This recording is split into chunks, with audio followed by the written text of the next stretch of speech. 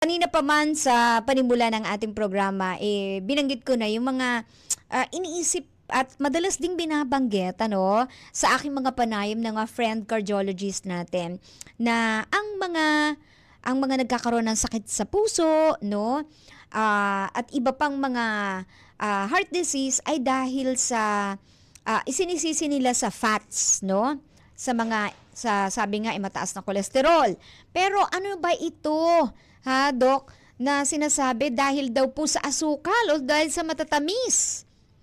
Gaano katotoo ito, Gawin Dok? nating gawin nating kontrobersyal ang Oo nga. talakayan ngayon para yung mga kaibigan mong mga cardiologist mag-message bigla sa iyo. Yan, opo. Totoo po. Okay, Mm. hindi sa akin galing ito. Galing ito Aha. sa US FDA. May mga USFDA. nilabas nila na panibagong food pyramid. Mm. Inilagay na nila sa ilalim yung carbohydrates na nagdudulot ng glucose o sugar Oo. at ang itinaas nila sa ibabaw, protein and fats. Tapos sa Mhm. gitna, mga gulay.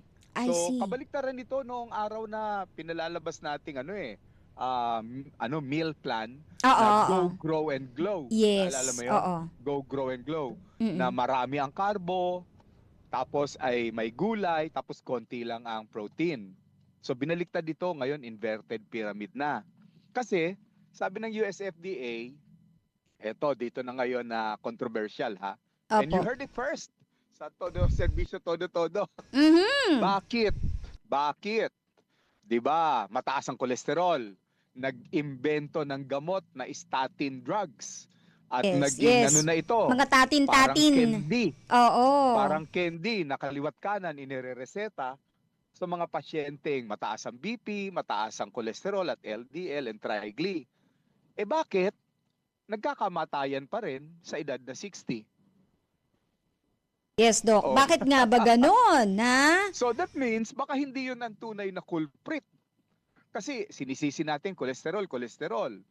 Pero kailangan malaman ng mga tao, una, gumagawa tayo ng sarili nating kolesterol.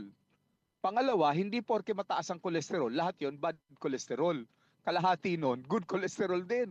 Yes. So, Oo. yan palang bad kolesterol ay kakapit lamang sa ilalim o sa loob ng ugat natin kung ito ay malagkit.